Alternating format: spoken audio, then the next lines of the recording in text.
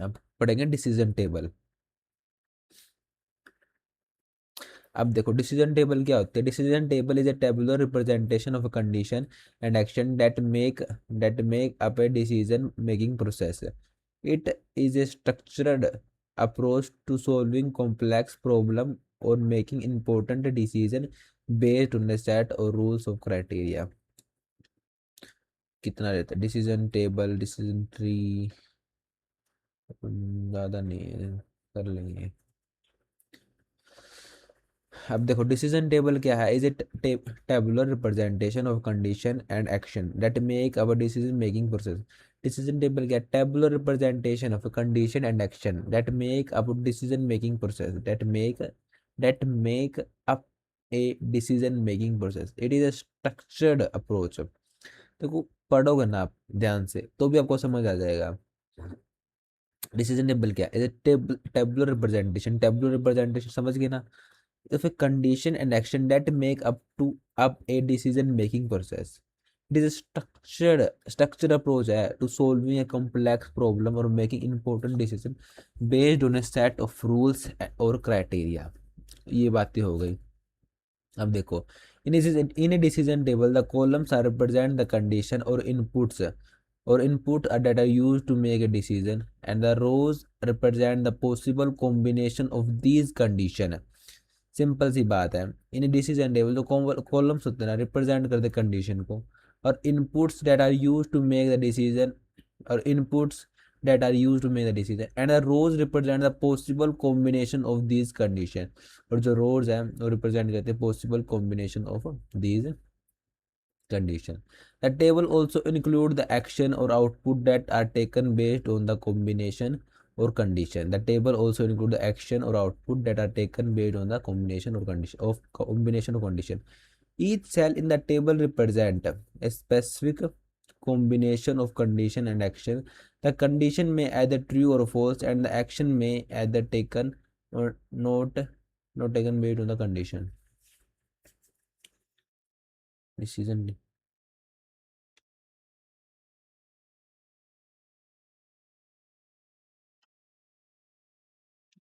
Back.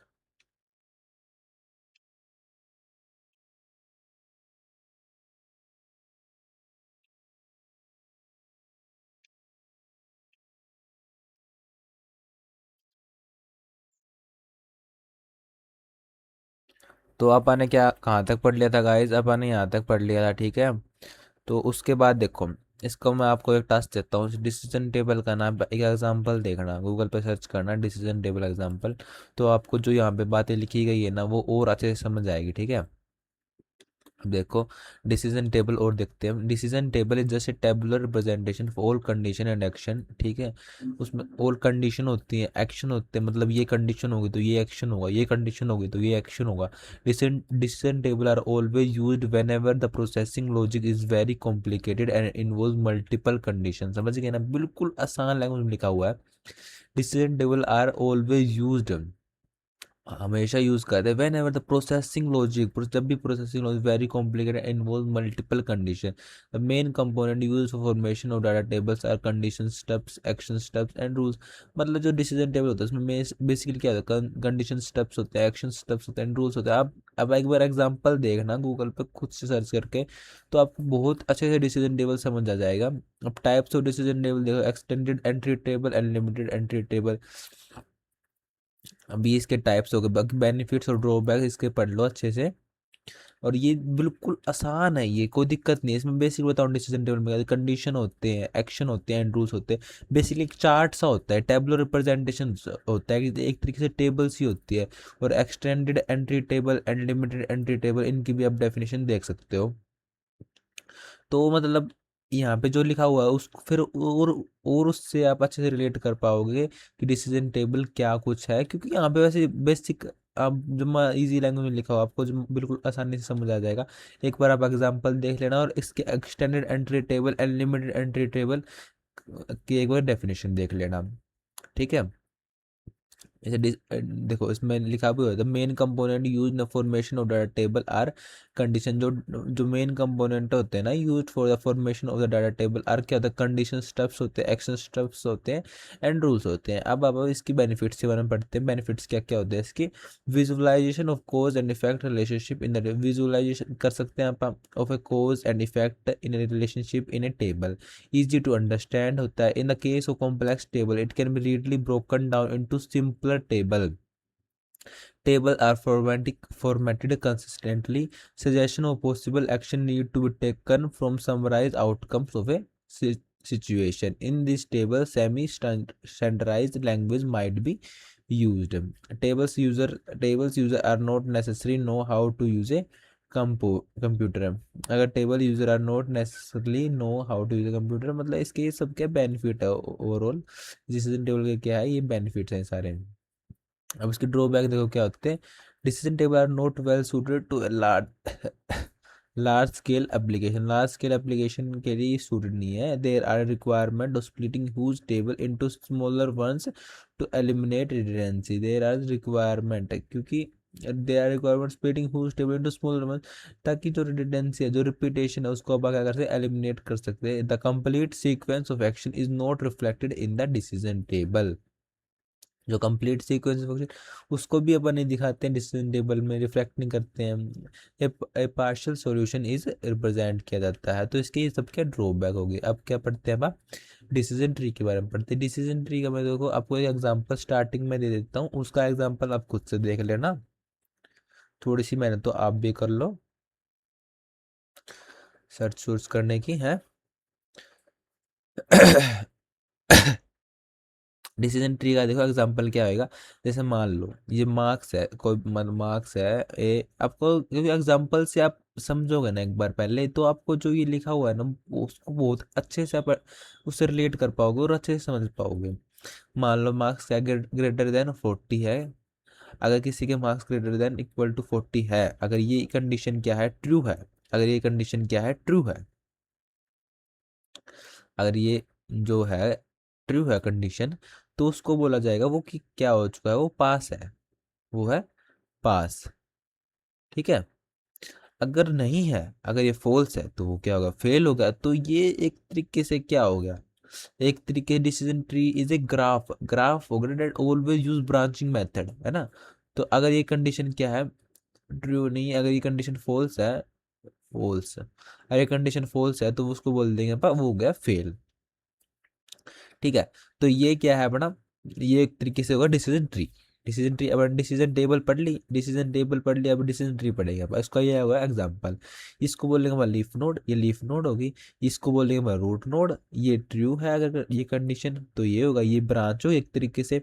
और ये false है तो ये हो जाएगा। तो ये इसका एग्जाम्पल होगा। अब इसको पढ़ते हैं, देखो क्या लिख रखा है। The decision tree is a graph that always uses a branching method. That always uses a branching method. आपको यहाँ से एग्जाम्पल समझ आ गया क्या, ब्रांचिंग मेथड।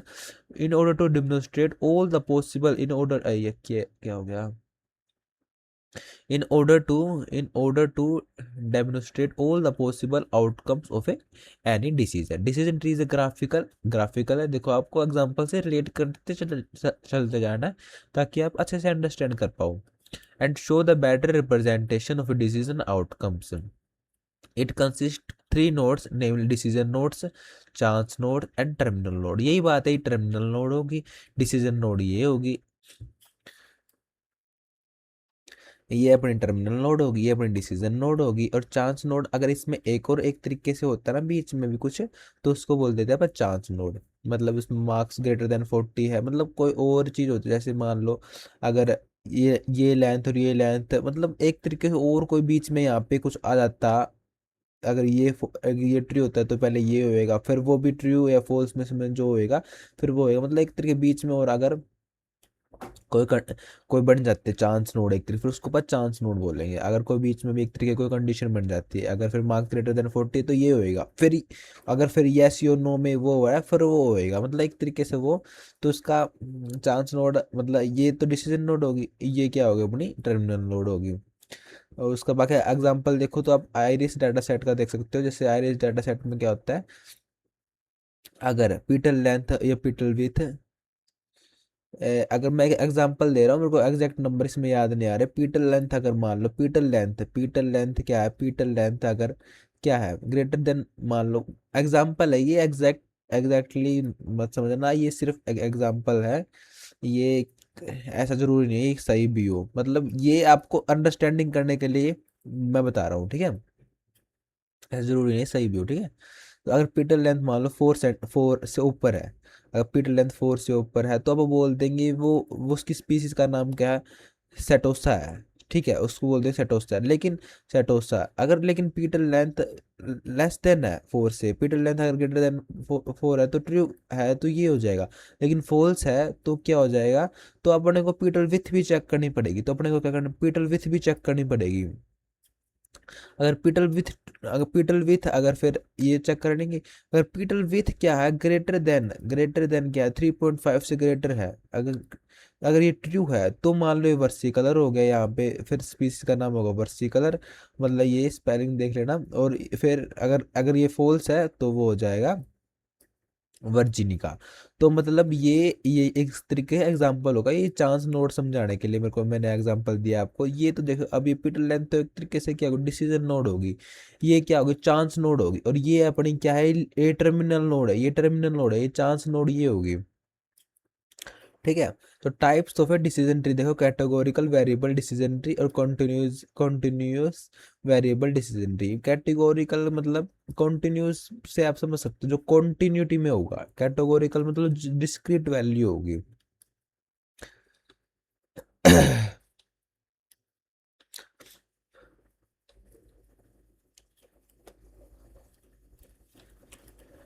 अगर इनके बारे में आपको और अच्छे से पढ़ना है तो आप गूगल पे कर सकते हो। ये एग्जाम्पल दिया है मैंने सही, अगर आपको आपके दिमाग से आप और कोई एग्जाम्पल ऐसा बना सकते हो तो आप बना सकते हो। जैसे मान लो क्या है,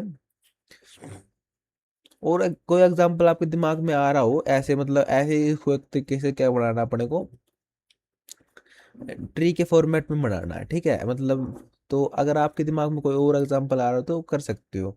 जैसे अगर और कोई देखें तो वगैरह, अगर आप एग्जांपल खुद सोच लेना, और तो एग्जांपल अब मैंने सिर्फ इसको एग्जांपल के तौर पे दिखाया है। ये क्या पता ये जो इन्फॉर्मेशन है ये ग्रेटर देन 4 हो तो सेटोसा हो, ये क्या पता करेक्ट ना हो।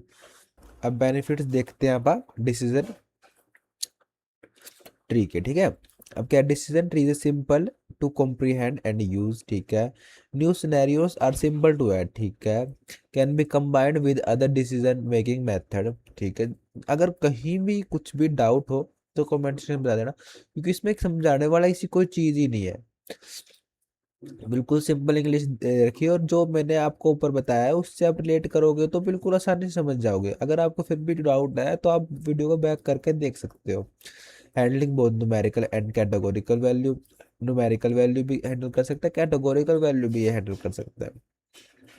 कैटेगोरिकल वैल्यू तो यही है जो मैंने यहाँ पे आपको बताया, एक तरीके से कैटेगोरिकल एग्जांपल है। न्यूमेरिकल एग्जांपल क्या हो जाएगा, मान लो हाउस प्रिडिक्शन सिस्टम है, हाउस प्रिडिक्शन सिस्टम है कोई, हाउस प्रिडिक्शन सिस्टम में तो अब जो उसकी जो हाउस की प्राइस है वो तो कंटिन्यूटी में भी तो हो सकती है ना, तो इसका वो कंटिन्यूस का एग्जांपल हो जाएगा। और एक तरीके से कंटिन्यूटी में आ रहा है वो। The classification does not require many computation, useful in analysing and solving various business problems, ठीक है। ड्रॉबैक देखो अब क्या, ये प्रॉब्लम्स, ठीक है। ड्रॉबैक्स देखो, they are inherently unstable, which means that split change in the data can be have result in a change in the structure of the optimal decision tree and they can frequently wrong, मतलब ये थोड़ा unstable type का है। मतलब which mean slight, अगर हम थोड़ा सा भी चेंज करें डाटा में, can have result in change structure in the optimal decision tree, तो वो चेंज कर देगा ओवरऑल डिसीजन ट्री को, ऑप्टिमल डिसीजन ट्री को वो चेंज करता है। मतलब क्या है, which mean slight change in data, अगर थोड़ा सा भी चेंज हो डाटा में, can result in A change in structure, can result in change in structure of the optimal decision tree, के स्ट्रक्चर में भी चेंज हो सकता है। एंड दे आर फ्रीक्वेंट, और दे दे आर फ्रीक्वेंटली रॉन्ग, तो वो रॉन्ग भी हो सकता है। these are the these are the less suitable for estimation task where the outcomes required required values of a continuous variable. ठीक है, the alternative option perform better with the same data. A random forest, देखो random forest alternate option है एक तरीके से of a decision tree can be used as a replacement, but it not straightforward to comprehend as a decision tree. तो इसका भी एक ये ड्रॉबैक हो गया. Calculation can become quite complicated, especially when several values and uncertain or a multiple outcomes are related. तो अब क्या पढ़ेंगे हम decision between difference between decision table and decision tree पढ़ते हैं इसका. अब डिफरेंस, आप पहले तो वीडियो को पॉज करो और खुद से भी सोचो डिफरेंस को, क्योंकि डिफरेंस आप बना सकते हो खुद से. जो प्रो अपन ने चीजें पढ़ी है उसके बेसिस पर आप डिफरेंस बना सकते हो. फिर भी अब डिफरेंस पढ़ेंगे आप अलग से. Decision tables are tabular representation of condition action. ये टेबुलर रिप्रेजेंटेशन है, graphical representation of every possible outcome of a decision. ये टेबुलर है, ग्राफिकल है. We can derive decision table from the decision tree. जो हम डिसीजन टेबल को derive कर सकते हैं from the decision tree. Decision tree से हम we can not derive the, लेकिन हम यहाँ पे नहीं डिसीजन, क्योंकि डिसीजन टेबल ड्राइव होती है कहाँ से, डिसीजन ट्री से होती है. लेकिन तो फिर यहाँ पे तो नहीं होएगी वो, है ना. It has to clarify the criteria. It has to take into account the possible relevant outcomes of a decision. It has to clarify the criteria. It has to take into account the possible. clarify करता है criteria को. ये क्या करता है, help करता है clarify करने में क्राइटेरिया को. It has to take into account the possible relevant outcome of a decision. Decision table can be include more than one.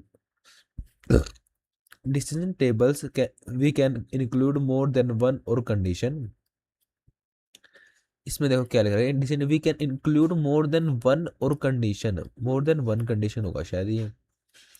In decision we can include more than one or condition.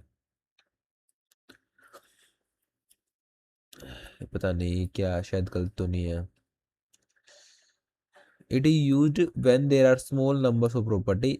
Small number property जब ये use होएगा. It is more number of property ये जब use होएगा. It is used in used for simple logic only. It is used for complex logic as well. It is constructed of rows and branches. देखो बिल्कुल आसान आसान difference है. क्या है, बिल्कुल ये बिल्कुल आसान है, ये आसान है. तो मतलब थोड़ा सा इसमें कंफ्यूजन लग रही है मुझे भी.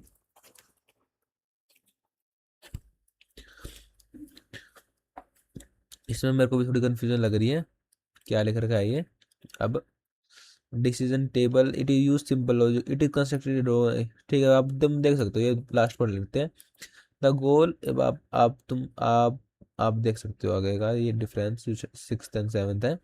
The goal of using decision table is generation of rules for structuring logic on the basis of the data entry in the table.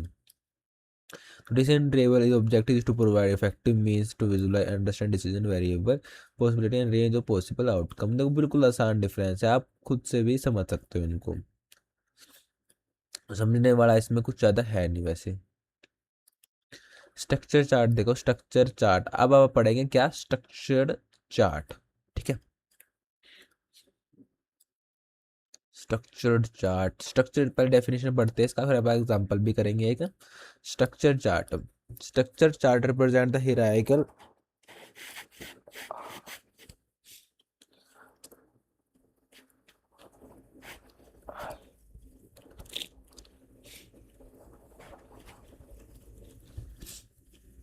Structure chart.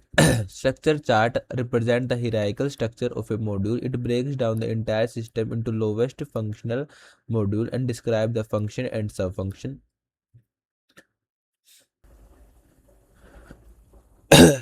देखो स्ट्रक्चर चार्ट, देखो स्ट्रक्चर चार्ट को दोबारा से पढ़ते हैं. Structure chart represent the hierarchical structure of a module. It breaks down the entire system into the lowest functional module. Describe function subfunction of each module of a system to a greater detail. Structure chart partition of the system into black boxes. Functional black boxes क्या बता रखा है ये. Functionality of system is known as the user but in detail are unknown. ठीक है, inputs are given to the black boxes and appropriate output are generated. तो ये सब बात होती है। देखो मैं बताऊं उसका एक इसका चार्ट सा दिखाऊं आपको, बताऊं। देखो मान लो मेन कंपोनेंट है, ठीक है। अब इसमें क्या है, अपन इनपुट हुआ, अब इसकी प्रोसेसिंग हुई, इसकी प्रोसेसिंग हुई। अब इसने क्या कर दिया, आउटपुट को जनरेट कर दिया। जो मेन वाला है ये तो तीनों से कनेक्ट है, इससे भी कनेक्ट है, इससे भी कनेक्ट है, इससे भी कनेक्ट है, और ये आपस में कनेक्ट है तीनों।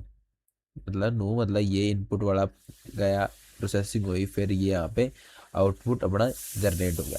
तो ये एक तरीके से स्ट्रक्चर चार्ट का एक तरीके से आप चार्ट सा समझ सकते हो। Inputs are given to black boxes and appropriate output generate. Modules at the top level called modules at a low level. Modules at top level called modules at low level. जो top level के module होते हैं ना, called the modules at the low level. Components are read from the top to bottom and left to right. जो components होते हैं वो top to bottom read करे जाते हैं और left to right read करे जाते हैं। When modules calls another, it views the called module as a black box is passing required parameter and receiving result। मतलब एक तरीके से यही बात है। क्या है, when a module calls another, it views the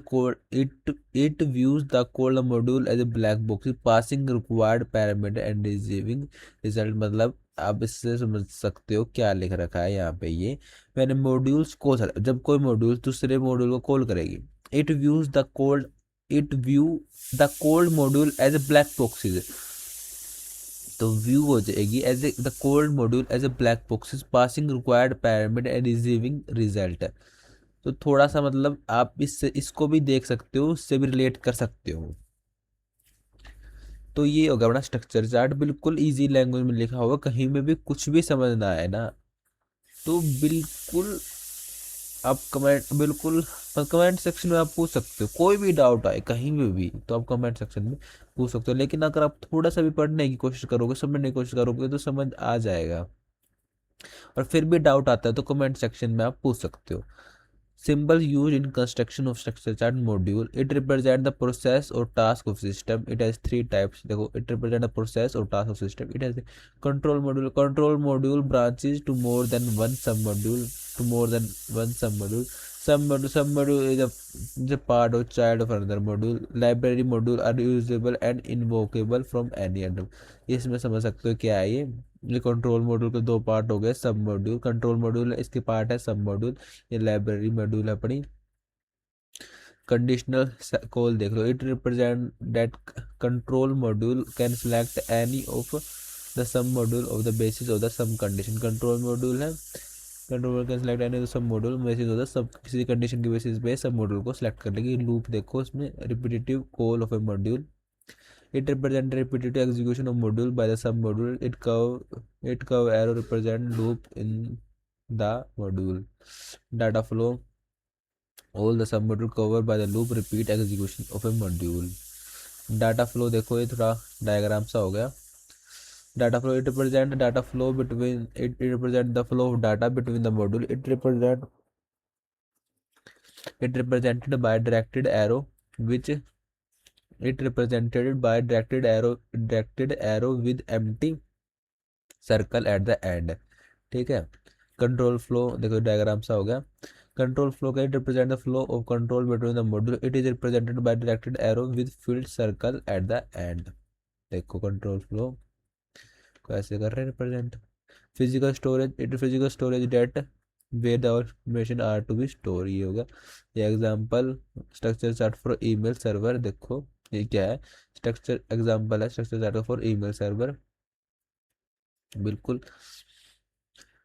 इसको आप देख सकते हो। अब क्या, types of A structure chart, transform centre structured, transaction center structure.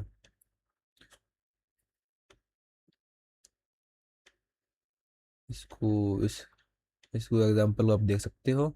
अब क्या टाइप्स ऑफ स्ट्रक्चर चार्ट देखो, transform center structure, these type are structure chart design for system that receive an input which is transform by sequence operation being carried out by a one module. Transaction center structure क्या है, these structure describe the system that processes a number of different types of transaction. ये क्या होगा, transaction centred structure होगा, ठीक है।